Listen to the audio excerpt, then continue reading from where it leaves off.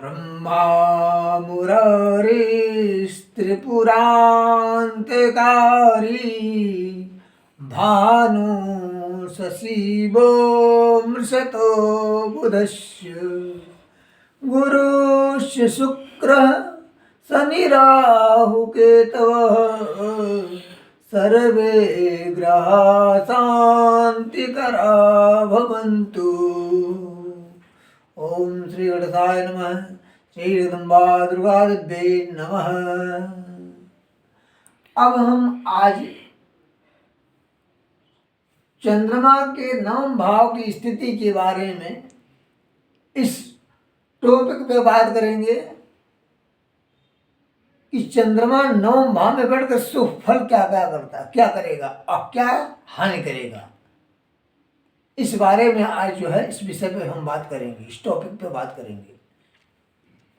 अब यह है चंद्रमा नवम भाव में।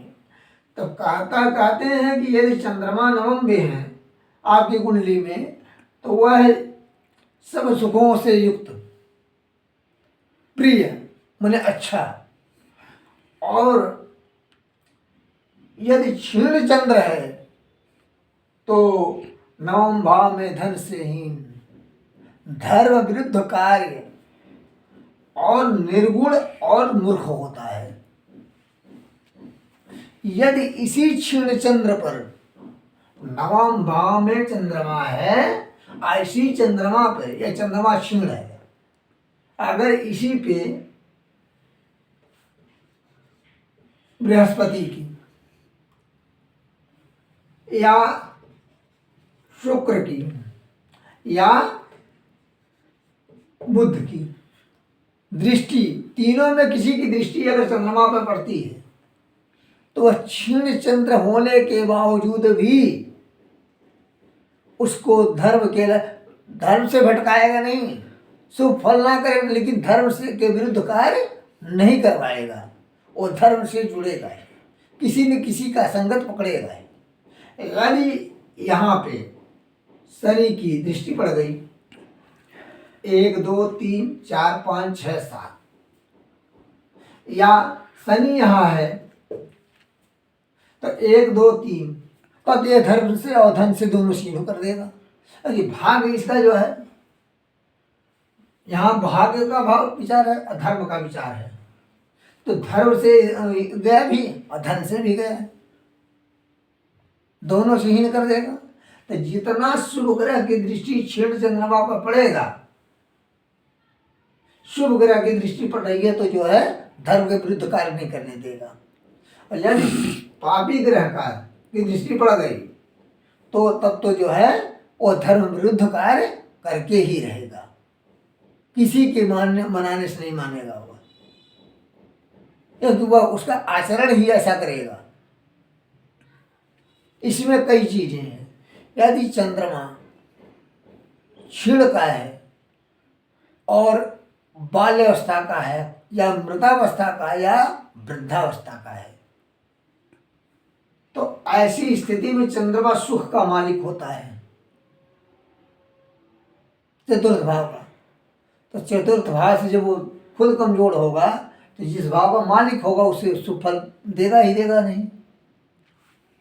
अगर क्षीण है उसकी शांति के लिए चंद्रमा के वैदिक मंत्रों का जप और हवन सबसे उत्तम में अति उत्तम होगा। और इस मंत्र के वैदिक मंत्रों का जप सिर्फ वही कर सकता है जो इसको पढ़ा होगा, और कोई नहीं कर सकता है।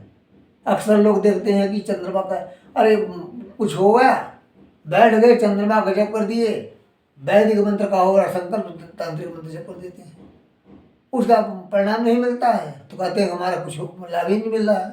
तो जब उस चंद्रमा के वैदिक मंत्रों का जप होगा, हम किसी को, जैसे हम एक उदाहरण देते, किसी को बुलाते हैं खाने के लिए, हम बुलाए कि हम बढ़िया खाना खिलाएंगे और हम बुला करके बैठा दें कि जो उसके अनुरूप भोजन न दें तो वह कैसा लगेगा, उसको कैसा फील होगा, वह नाराज तो होगा ही होगा, नाराज भी नहीं होगा, उसका पेट भर जाएगा, लेकिन संतुष्टि उसको नहीं होगी।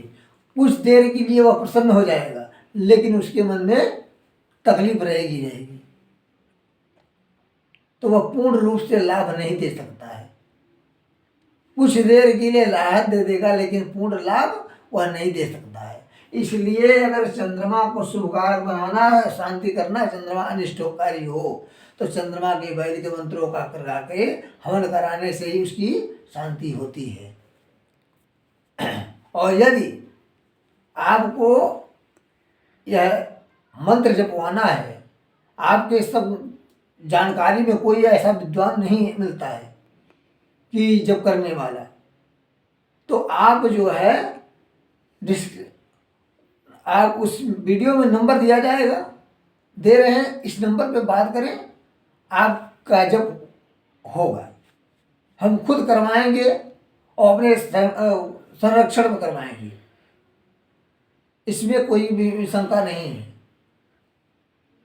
यदि आपको कुछ और समस्या होती है, जैसे कि घर में बीमार होता है कोई, आपने दवाई पे दवाई कई कर चुके हैं और लाभ नहीं मिल रहा है, तो आप इस विषय में भी, आपके रिश्तेदारी में है, आपके घर में किसी को भी कुछ होता है और दवाई से वो सारा शरीर का जांच करा चुके हैं, दवाई से राहत नहीं मिल रही है, तो आप तत्काल इस नंबर पे बात करें कि आपको क्या परेशानी है, और 1 घंटे के अंदर उस कॉल करेंगे, उसका कोई चार्ज नहीं है।